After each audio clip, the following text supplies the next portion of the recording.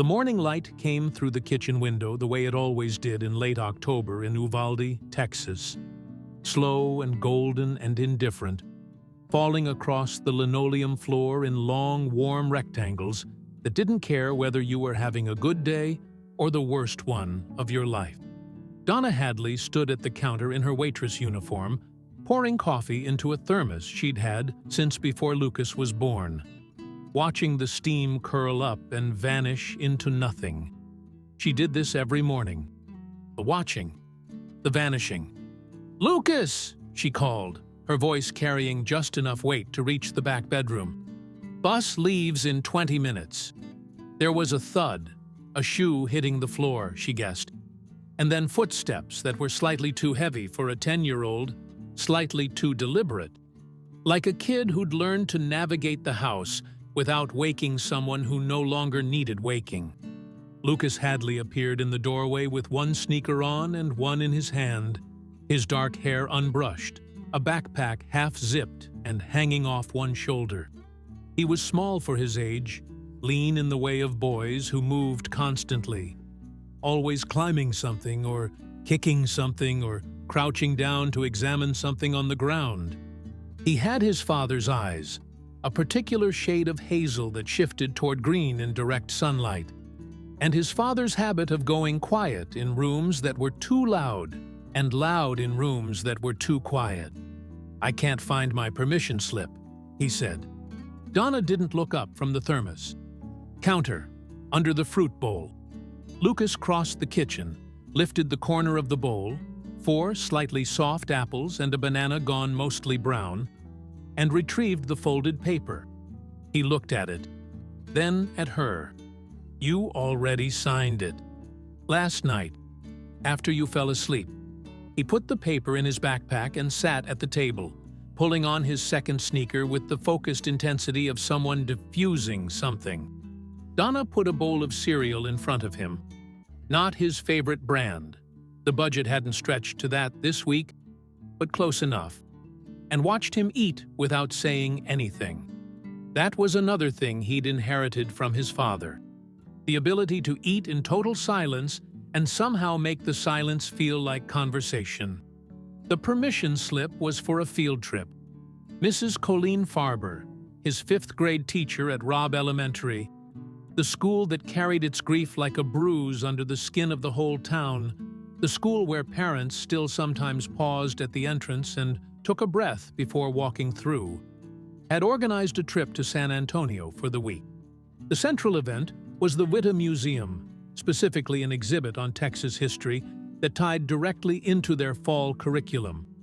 But the trip also included an overnight stay at a budget hotel near the River Walk, dinner as a group at a Tex-Mex restaurant on Commerce Street, and this was the part that had made Lucas go very still when Mrs.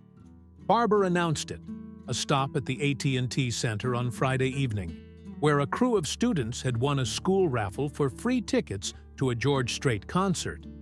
Donna had watched her son's face when he came home and told her about the raffle.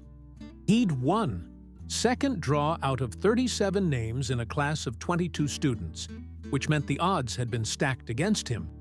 And yet, there his name was, read aloud by Mrs. Farber in her steady voice. Lucas Hadley. He'd stood up from his desk so fast his chair had scraped the floor. And a few kids had laughed, and he hadn't cared at all. That night, after dinner, he'd sat on his bed and pulled out a shoebox from under the frame.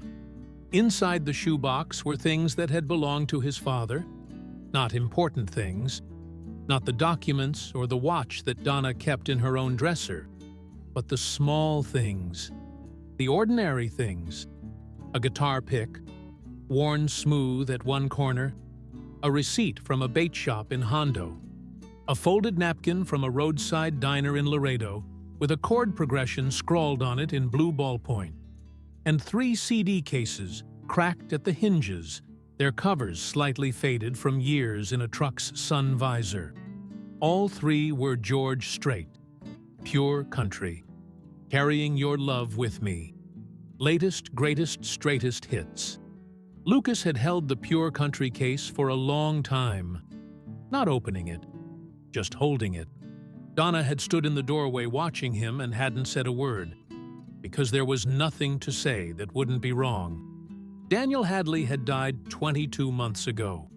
He'd been working as a crew member for a pipeline construction company, operating out of a job site between Uvalde and Del Rio, and he'd been struck by a reversing vehicle during a morning shift. A freak accident, the kind of thing that happened because someone didn't check their mirror and someone else was standing exactly where they shouldn't have been. He'd been 34 years old. He'd been, by every honest measure, a good man. Not perfect, not easy, not always present in the way Donna had needed him to be, but genuinely, foundationally good. He paid his bills on time. He helped his neighbors without being asked.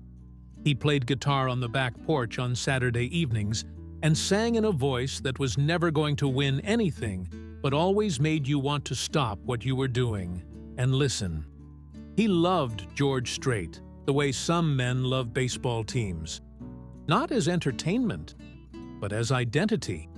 Lucas had grown up with that music the way other kids grew up with cartoons. The chair playing through a small Bluetooth speaker in the garage, while Daniel changed the oil. Ace in the Hole, coming out of the truck radio on drives to his grandfather's property outside of Sabinal. You look so good in love in the kitchen on Sunday mornings. His father dancing his mother around the linoleum floor in the slow, self-conscious way of a man who knew he wasn't a good dancer and didn't particularly care.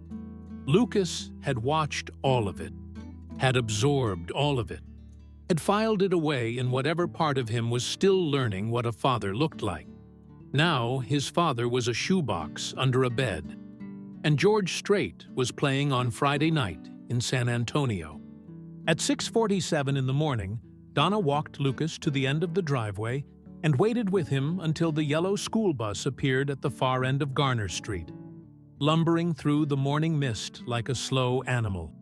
She straightened his collar, a reflex he tolerated with only minor impatience, and looked at him the way she did sometimes, that long, searching look that wasn't worried exactly, but wasn't entirely at ease either. "You've got everything?" she asked. "Yeah." "Charger?" "Yeah." $50 in the front zipper. That's for food and anything at the museum gift shop. Don't spend it all at once. "Mom, I know, you're 10. She smoothed the collar again, unnecessarily. "You're going to have a great time." Lucas looked down the street at the approaching bus. He would have wanted to come, he said. Not sadly, not dramatically, just factually, the way he sometimes said things that were enormous in the simplest possible voice. Donna pressed her lips together. "Yeah," she said. He would have. The bus stopped. The door folded open with a hydraulic hiss. Lucas hoisted his backpack and climbed the steps without looking back, which was something Daniel had also done. Left rooms without looking back, not out of indifference, but out of a confidence that the people he loved would still be there when he returned. Donna stood at the end of the driveway until the bus was gone. Then she went inside, picked up her thermos, and drove to work. The drive to San Antonio took just over an hour and a half on Highway 90. The landscape doing what it always did out here. Mesquite trees, caliche roads cutting off into private land, the occasional hawk standing on a fence post with the absolute stillness of something that had never been hurried by anything. Lucas sat in a window seat near the middle of the bus, next to his friend Bobby Whitfield, who was tall for his age and wore a Dallas Cowboys cap that his mother had sewn his name into the brim of because he'd lost 2 hats already that year. Bobby was talking about the museum. He'd read the exhibit guide online.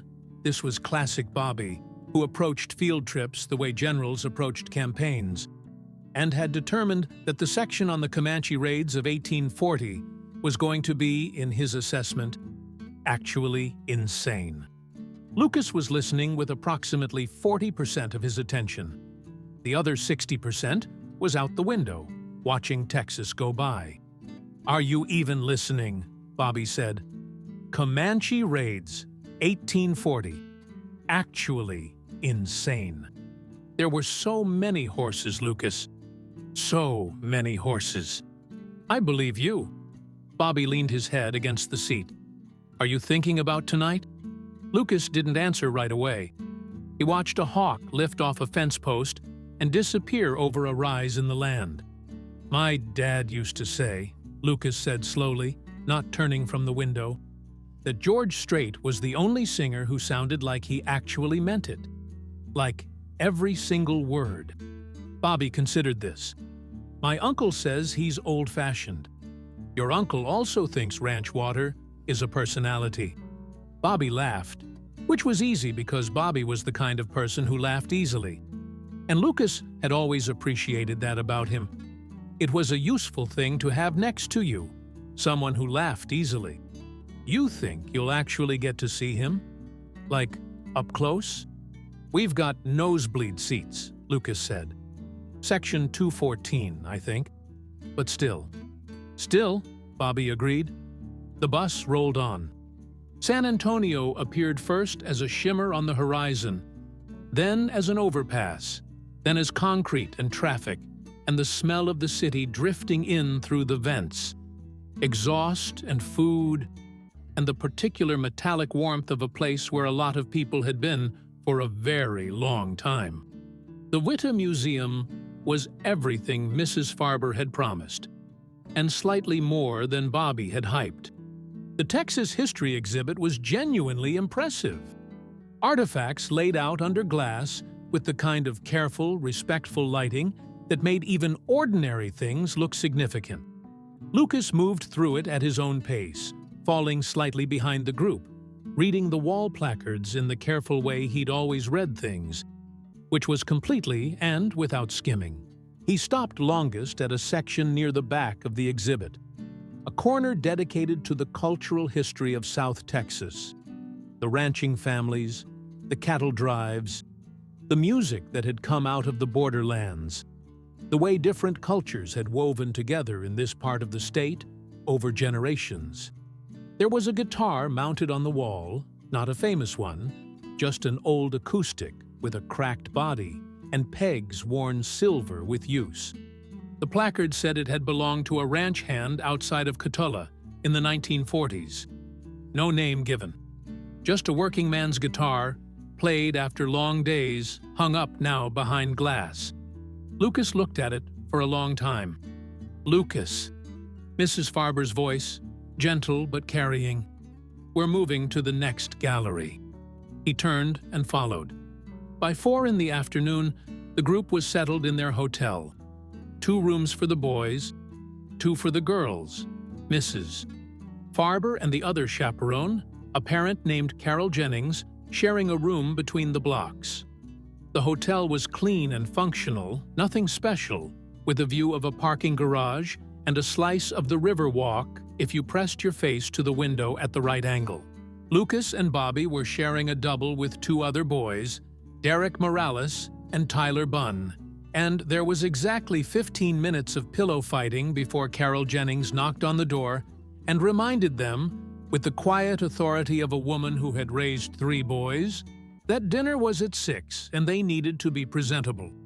Dinner was at Rosa's Cantina on Commerce Street.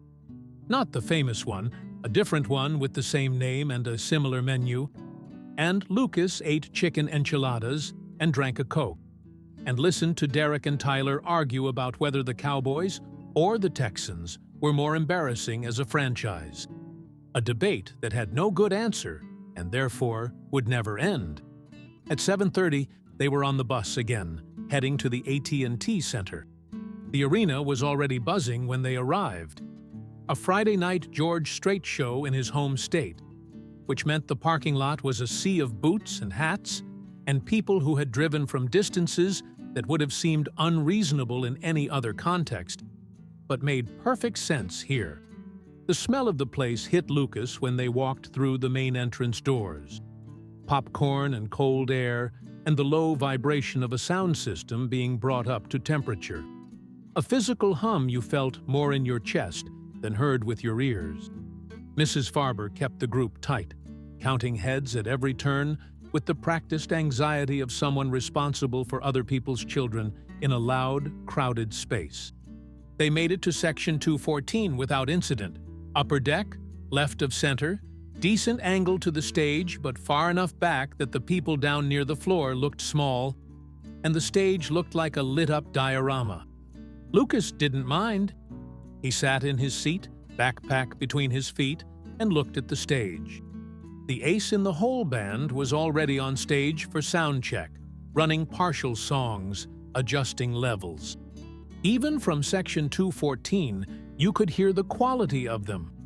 Tight, unhurried, each musician in a kind of professional conversation with the others. Lucas recognized the opening bars of the chair before the sound check fragment cut off, and felt something move through him that wasn't quite sadness and wasn't quite happiness, but lived in the same neighborhood as both. Bobby leaned over. "That's his band? The Ace in the Hole." "Yeah, they're good." "The best," Lucas said, and meant it without any uncertainty at all. He didn't know, sitting in Section 214 with his cheap ticket and his borrowed field trip money, that in less than 2 hours he would be somewhere else entirely. It was Bobby's fault, technically, though Bobby would dispute this characterization until the end of time.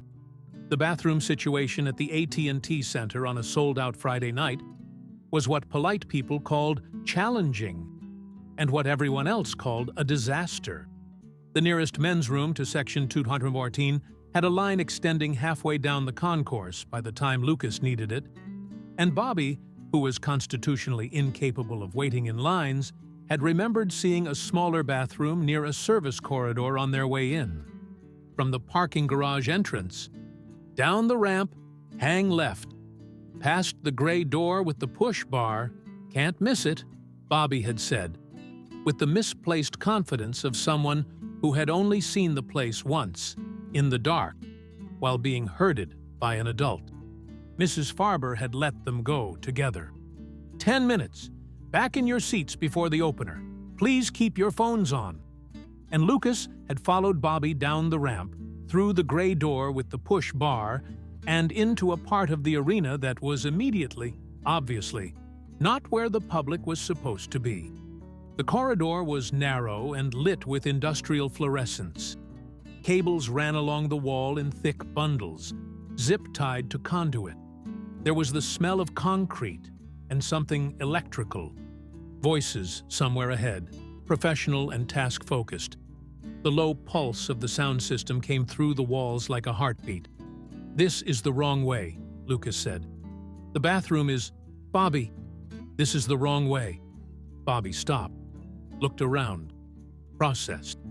"Okay," he said, with the tone of a man accepting a verdict he disagreed with. "We go back." Except, when they turned around, the gray door with the push bar had swung fully closed behind them, and the handle on the inside was a flat piece of metal with no grip and a lock mechanism Lucas didn't understand. He pushed it. He pushed it again. He looked at Bobby. "I'll find someone," Bobby said immediately, the way people say things when they've caused a problem and need to do something. "There's got to be a door down there." He pointed deeper into the corridor. "I'll go find someone. You stay here." "Bobby?"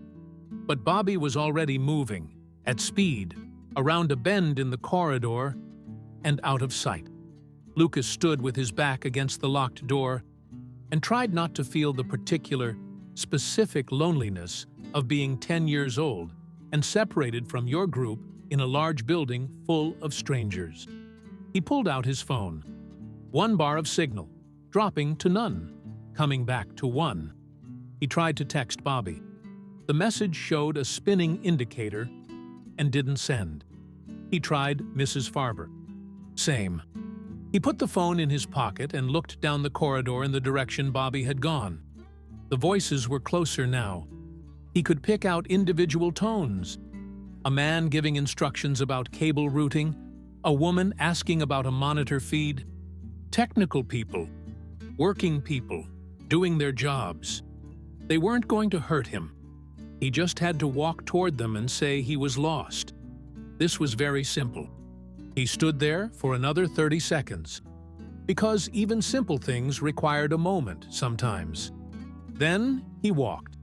The corridor opened into a wider space, not quite backstage, but adjacent to it.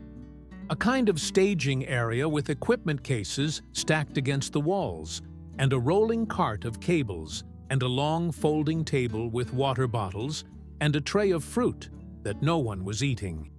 2 crew members in black shirts passed without looking at him. A man with a clipboard walked by, scanning something on his phone, also without looking. Lucas stopped near the folding table.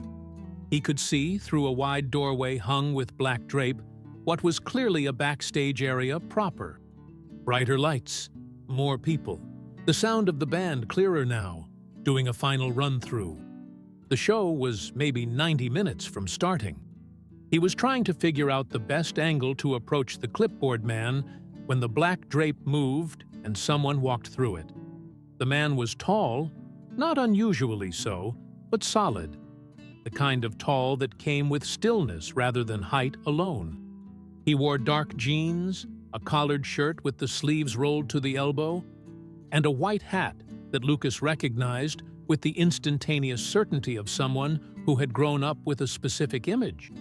The face beneath it was older than the CD covers Lucas had memorized, the lines of it deeper, the eyes carrying the settled, permanent quality of someone who had been a great many places and had stopped needing to announce it. George Strait was holding a bottle of water and looking at his phone, and for a moment he didn't see Lucas at all. Then he looked up. The 2 of them stood there in the staging area, the king of country and a 10-year-old from Uvalde with an unbrushed haircut and a backpack, and looked at each other across about 15 feet of concrete floor. George Strait tilted his head slightly, not alarmed, not impatient, genuinely curious, in the manner of a man who'd seen a lot of things and was interested in seeing one more. "You lost?" he said. His voice was exactly what it sounded like on recordings. Not the same, because recordings were never the same, but recognizably itself, the Texas in it smooth and unhurried. Lucas opened his mouth. Nothing came out. George Strait waited. Lucas started. "My friend went to find someone. The door," he gestured vaguely behind him. "We came in the wrong door." George Strait nodded slowly. "Happens." He looked toward the corridor. "You're with the school group? I think I heard there were school kids tonight." "Yes, sir." "From Uvalde." Something shifted in the man's face at that word. Not a flinch, not the stiffness people sometimes got, but a kind of softening, almost imperceptible. Uvalde was a word that meant things to people in Texas. It meant different things depending on who you were. To someone with roots in this state, and decades of watching it breathe and break and keep going, it meant something specific and heavy. "Uvalde," he said. Just the word, like he was weighing it. "Yes, sir," Lucas said again. George Strait looked at him for a moment. "What's your name?" "Lucas." "Lucas Hadley." "You a fan, Lucas?" And this was the moment, the hinge point, though Lucas didn't know it yet. When Lucas Hadley, son of Daniel Hadley, boy who'd grown up with George Strait playing in the garage and the truck and the kitchen, looked at the man standing in front of him and said the thing he said. It came out simply, without performance, without the self-consciousness of a kid trying to impress someone. It came out the way truth comes out when you're not thinking about how it sounds. My dad said you were the only singer he'd ever heard who sounded like he was telling the truth every single time. The staging area was quiet, except for the pulse of sound through the walls. George Strait stood very still. "My dad passed," Lucas added, not because he needed to explain, but because the sentence felt incomplete without it. The way some sentences only make full sense when you give them their ending. 2 years ago. He really loved your music. He wasn't crying. He wasn't performing grief. He was just saying a thing that was true, in the same voice he'd said it to Bobby on the bus that morning. Factual, simple, enormous. George Strait looked at the boy for a long moment that was hard to read. The way some people's silences are hard to read because they're doing real things inside them. Not nothing. "I'm sorry about your dad," he said, quietly. Not the way celebrities said things like that, quickly, smoothly, on their way to somewhere else. He said it like a man who knew what that loss felt like and was choosing to sit in the acknowledgement of it rather than skate past it. "Thank you," Lucas said. They stood there another moment. "Come on," George Strait said. "Let's find your teacher." He didn't make a production of it. He walked with Lucas back through the staging area, found a production assistant named Ray Delgado with a headset, and said simply, "This kid's with the school group in 214. He got separated. Can you radio someone to meet us?" Ray nodded with professional efficiency and did exactly that. While they waited, standing near the equipment cases, George Strait leaned against the wall and looked at the ceiling the way people do when they're thinking about something that isn't in the room.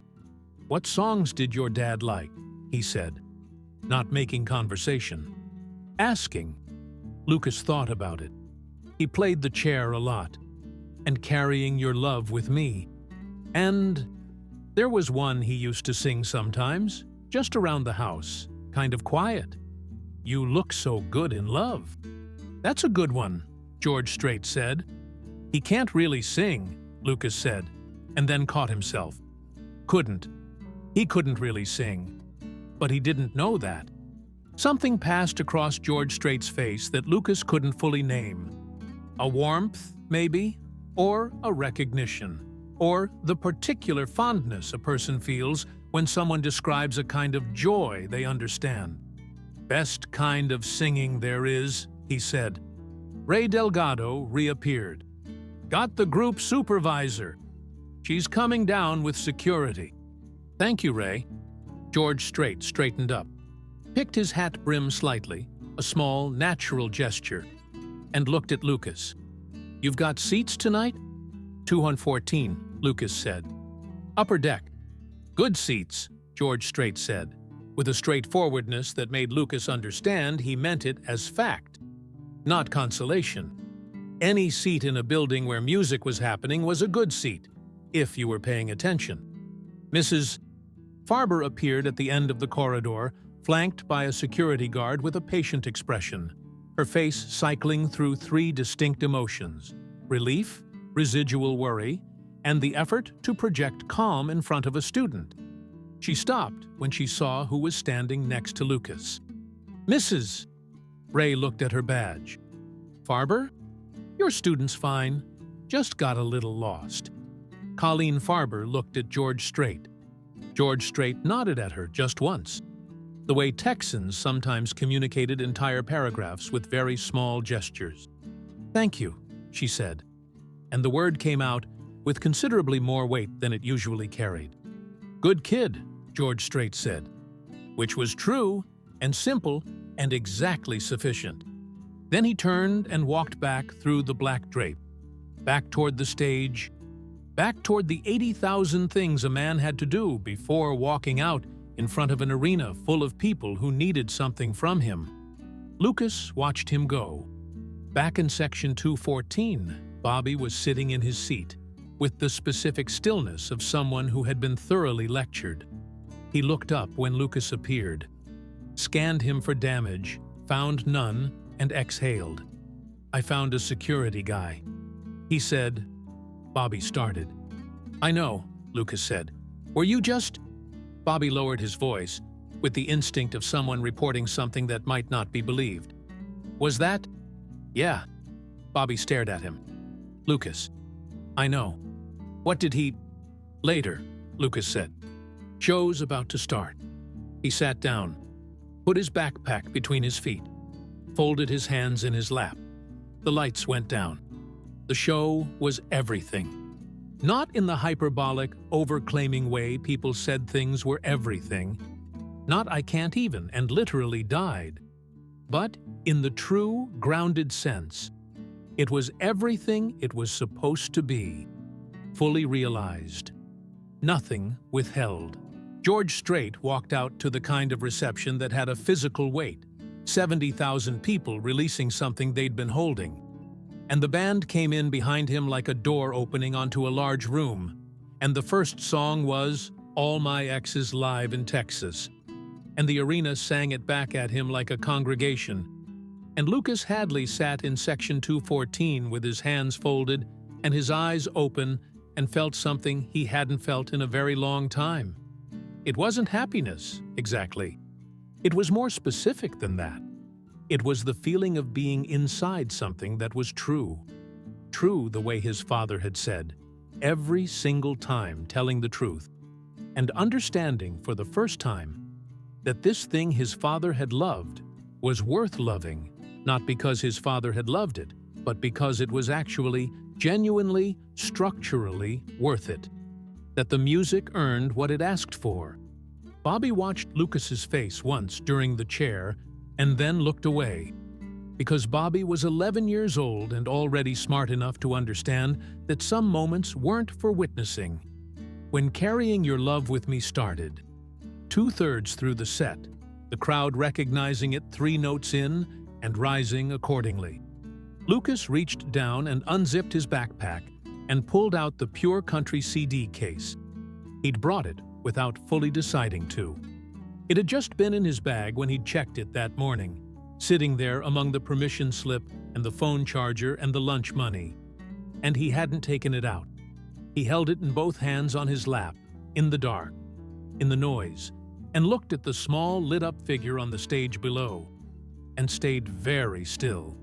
When the show ended, the crowd held on, calling it back, refusing to let it dissolve. George Strait came out for 2 encores, the second of which was "You Look So Good in Love," and at some point during that song, Lucas stopped hearing it as music and started hearing it as something else, something he didn't have a precise word for, something that felt like his father standing at the kitchen counter on a Sunday morning and not knowing he was being watched and dancing anyway. Lucas pressed the CD case against his chest, briefly, not thinking about it, just doing it. Then the lights came up. On the bus back to the hotel, Mrs. Farber did a head count and then sat in the front seat and stared out the windshield for a moment with the look of someone privately processing an unexpected evening. Carol Jennings fell asleep almost immediately. The boys in the back were loud for exactly 12 minutes. Then, quiet. Bobby leaned over to Lucas in the dark of the bus. "You okay?" "Yeah," Lucas said. "Like, actually?" Lucas thought about it. "Yeah, actually." Bobby nodded and put his Dallas Cowboys hat over his face and was asleep in 4 minutes. Lucas sat with the window cold against his forehead and watched San Antonio pass. The lights, the river, the buildings, the long dark spaces between things, and tried to articulate something to himself that he hadn't been able to articulate before. His father had been gone for 22 months. In that time, Lucas had understood grief primarily as absence. The empty chair at the table, the silent garage, the absence of the truck in the driveway, the absence of the guitar on the porch on Saturday evenings. He had understood it as a negative space, a place where something used to be. But tonight, in that arena, he'd felt something different. Not replacement, not forgetting. Something more like continuation. The music had kept going.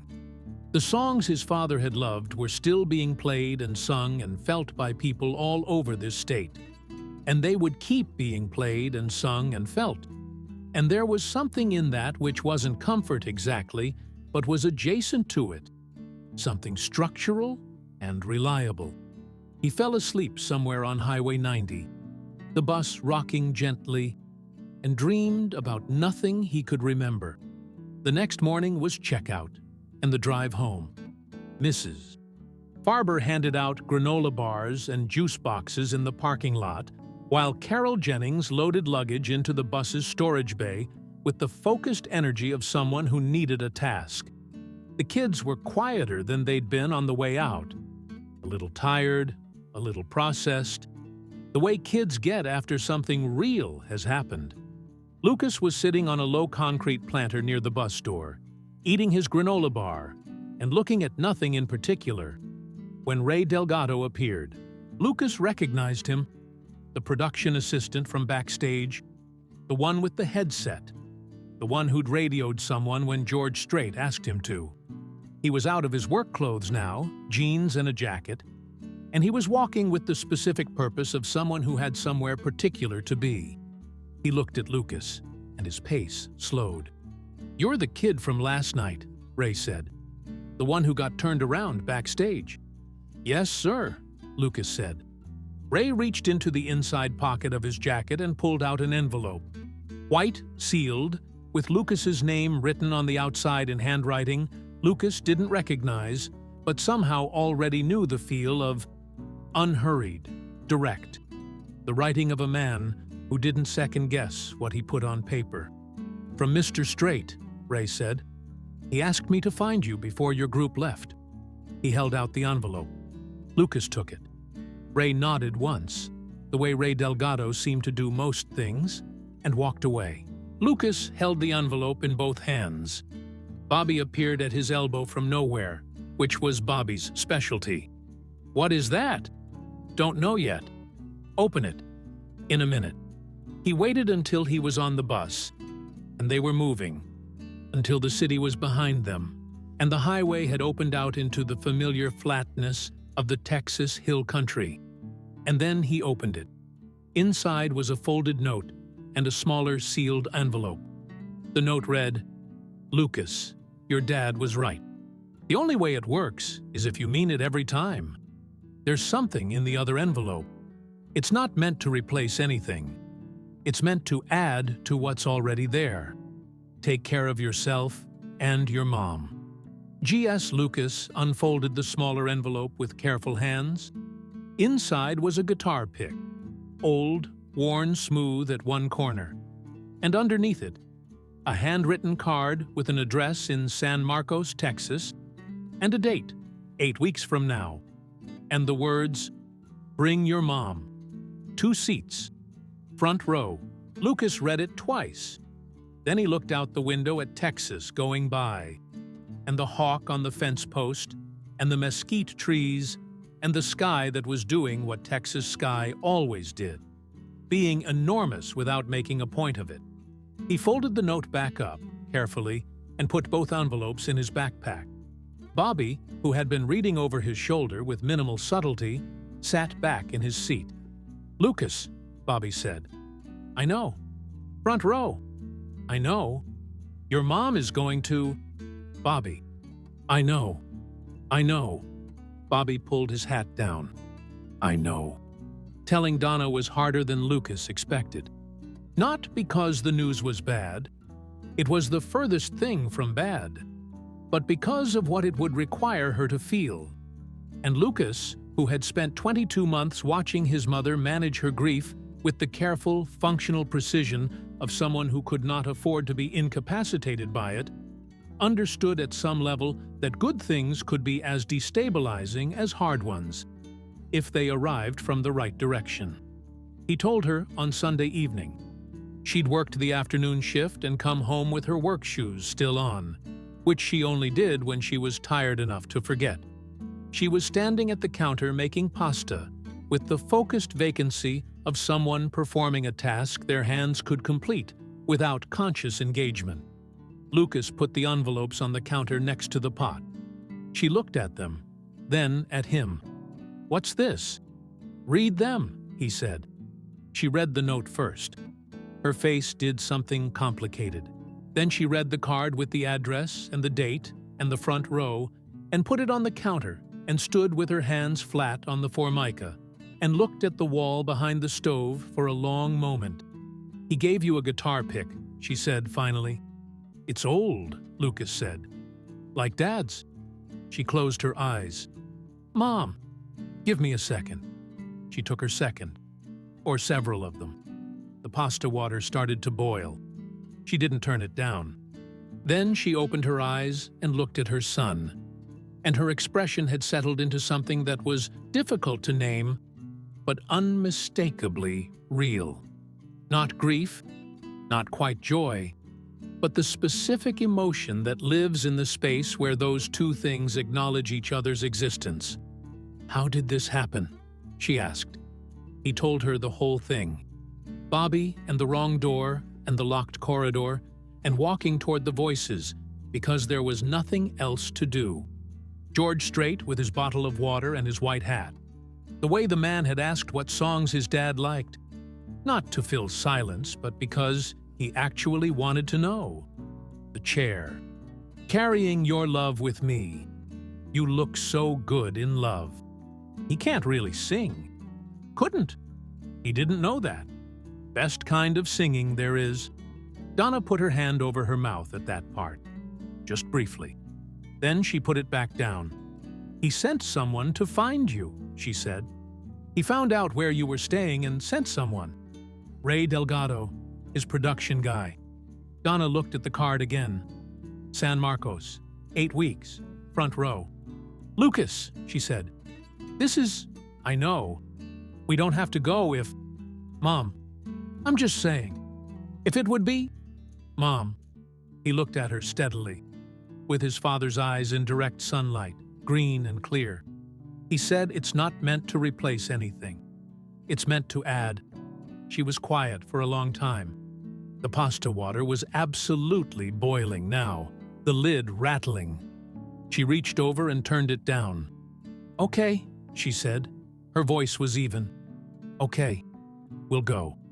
The 8 weeks between that Sunday evening and the show in San Marcos were not a straight line. They were 8 weeks of ordinary life in a small Texas town.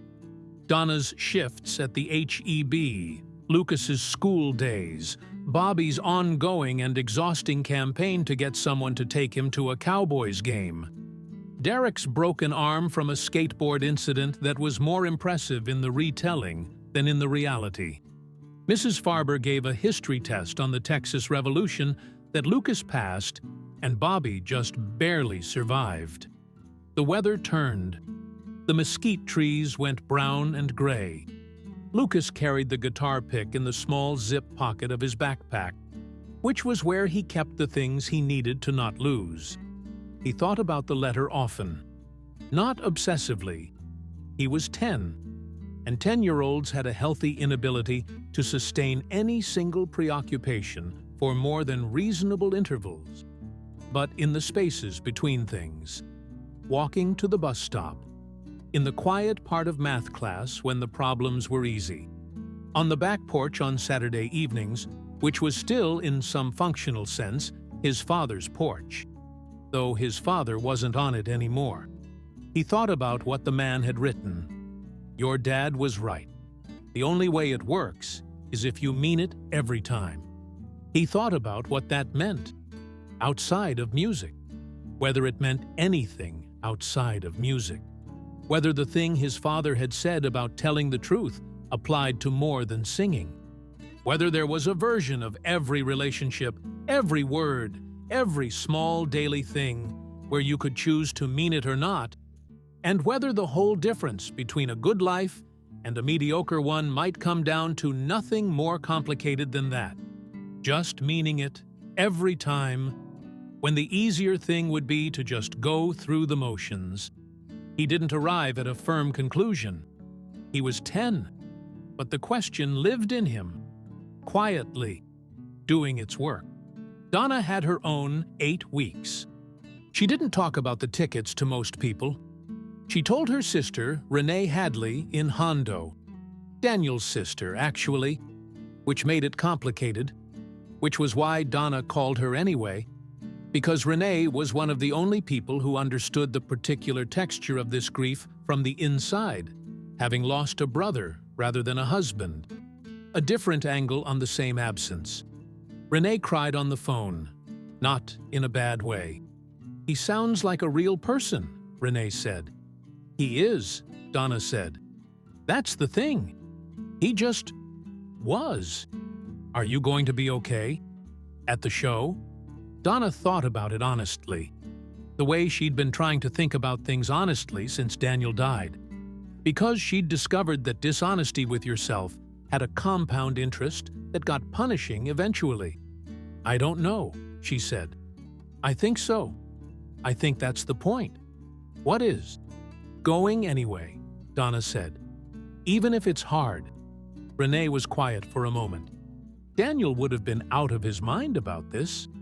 I know, Donna said. And for the first time in a long time, that acknowledgement felt like warmth rather than wound. I know he would have. At work, Donna said nothing. Her co-worker and closest friend, Patrice Dunbar, eventually pried it out of her over lunch in the break room. The way Patrice pried most things, not with force, but with the patient, relentless availability of someone who simply waited until you were ready. However long that took. Patrice listened to the whole story with her sandwich halfway to her mouth, and her expression doing increasingly dramatic things. Front row, she said finally. Front row. George Strait. George Strait. Patrice put her sandwich down. Donna. I know. Your kid is... I know. He is genuinely... Patrice. I'm just saying. Patrice picked up her sandwich again, shaking her head with the wonder of someone who had lived long enough to know that extraordinary things occasionally happen to ordinary people, and that this was one of the better cases. That boy is something.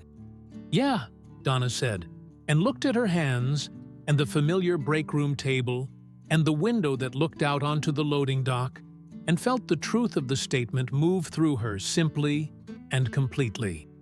He really is.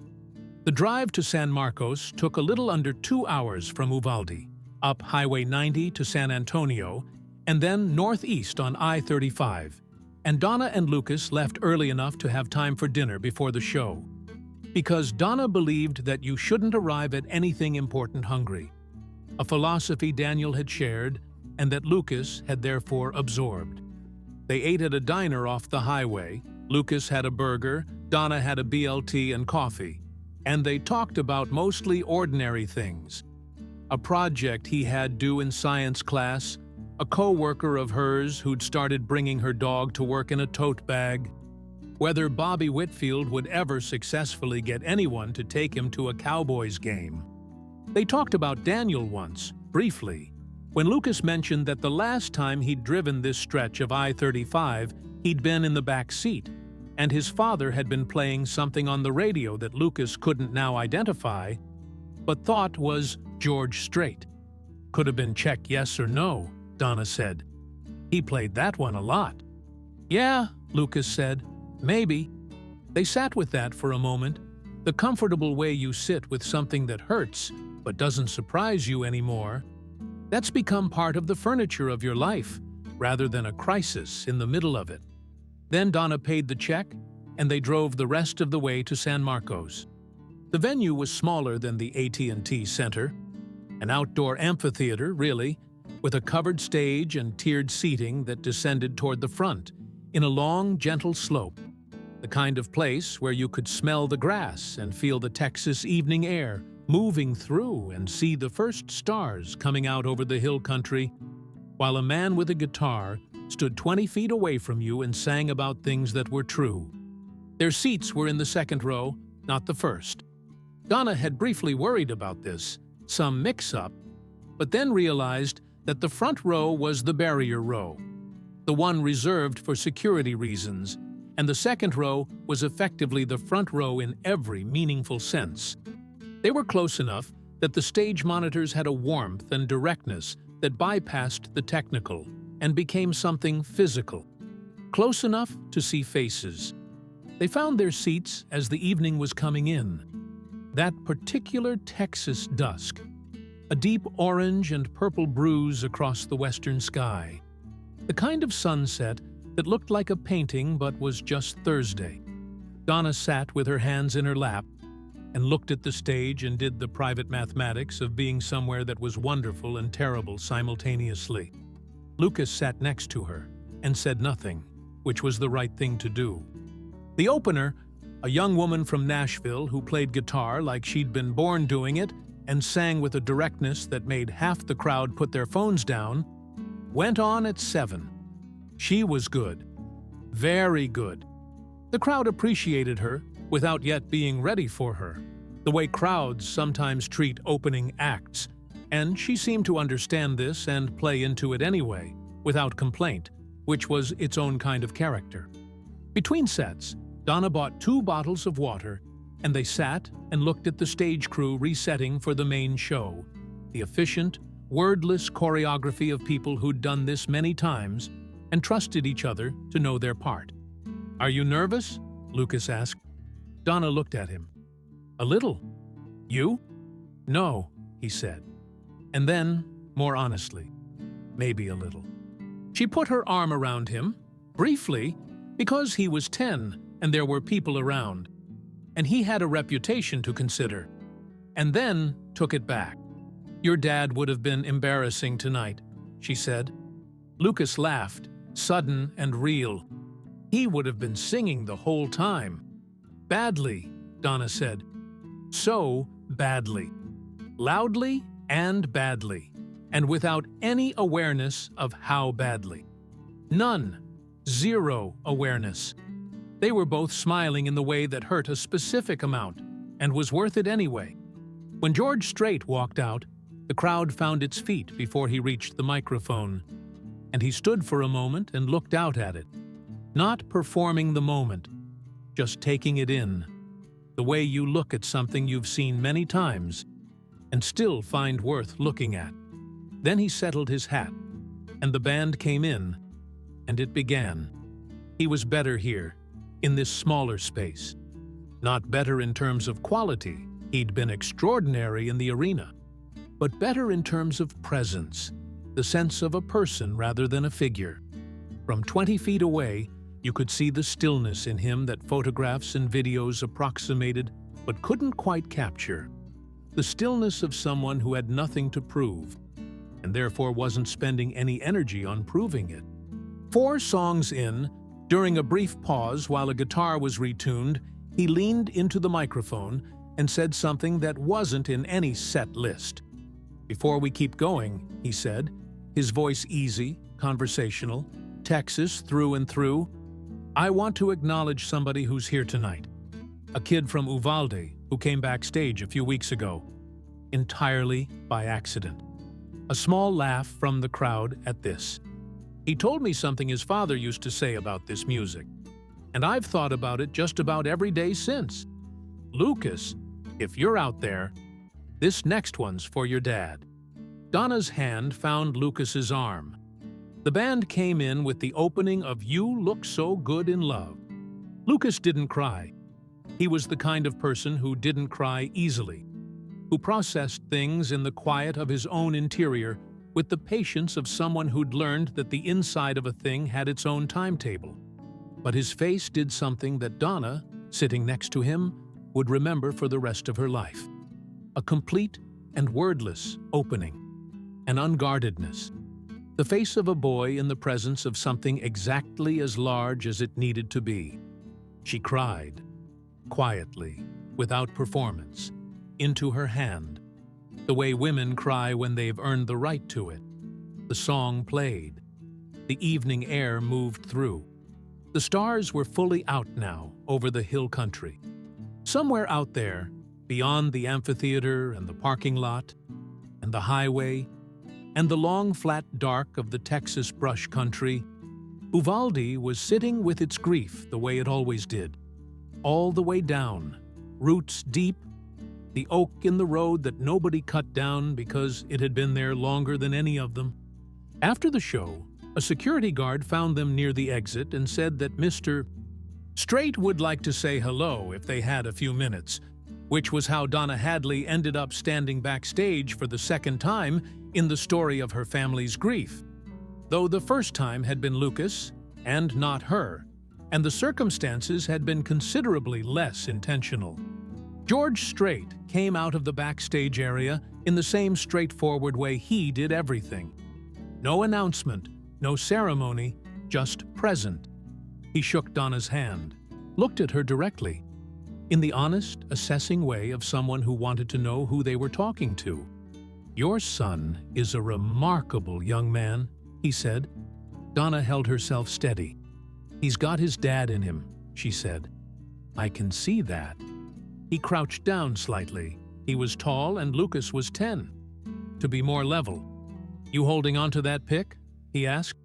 "Front zip pocket," Lucas said immediately. "I don't lose important things." George Strait straightened up. Something in his expression, not a smile exactly, but in the same family as a smile, settled and stayed. "Good," he said. "Don't."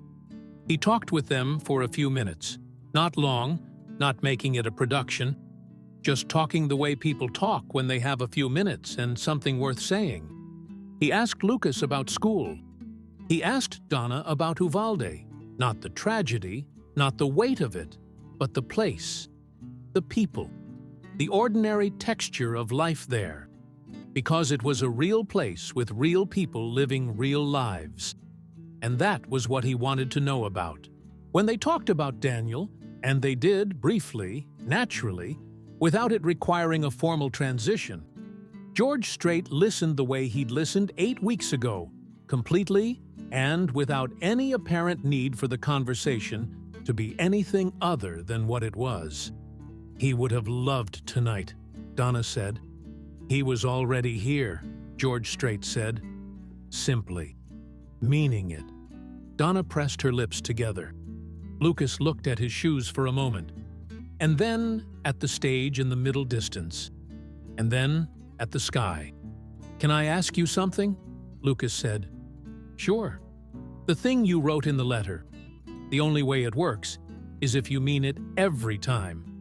Does that work for other stuff too? Not just music?"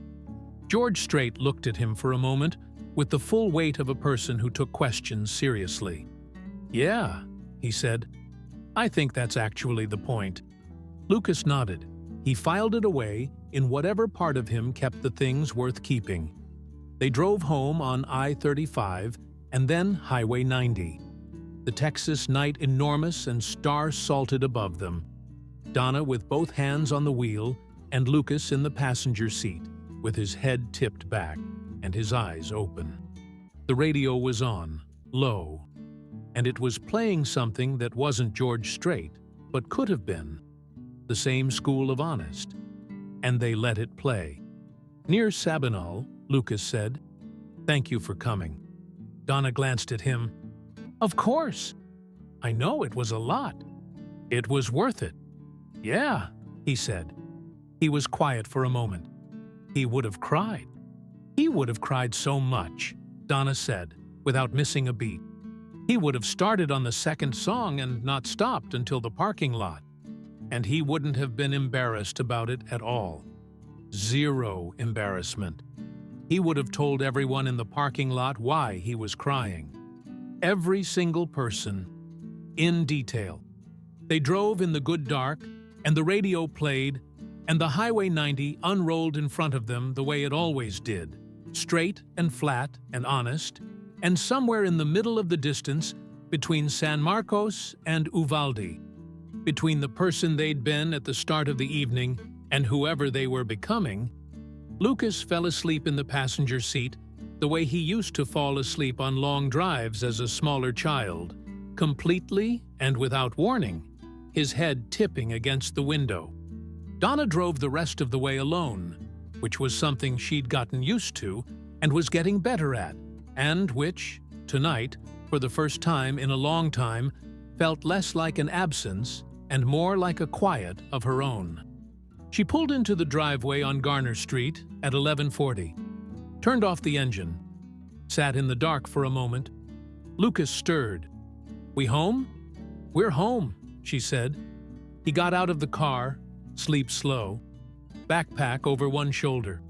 At the door, he patted the front zip pocket, verifying the guitar pick without taking it out. The automatic check of someone confirming that an important thing was still where it was supposed to be. It was. He went inside. Donna sat in the driveway a moment longer, looking at the house. The lights Lucas had left on before they'd gone. The oak in the yard that her father-in-law had planted the year Daniel was born. The ordinary exterior of a life that had been broken and was being rebuilt. Slowly, in the dark, in real time. The way all real things were built. The only way it works is if you mean it, every time. She thought about Daniel in the kitchen on Sunday mornings, dancing badly without apology. She thought about Lucas's face during "You Look So Good in Love." She thought about the guitar pick in the front zip pocket, old and worn smooth at one corner, handed from one honest man to the boy of another. She got out of the car, went inside, turned off the porch light, and the night went on being enormous and full of stars, the way Texas nights always were. Indifferent and magnificent, holding everything and asking nothing, which was either a hard thing or a beautiful thing depending on where you were standing, and which, tonight, for the first time in 22 months, felt, to one woman on one quiet street in Uvalde, Texas, more like the second thing than the first.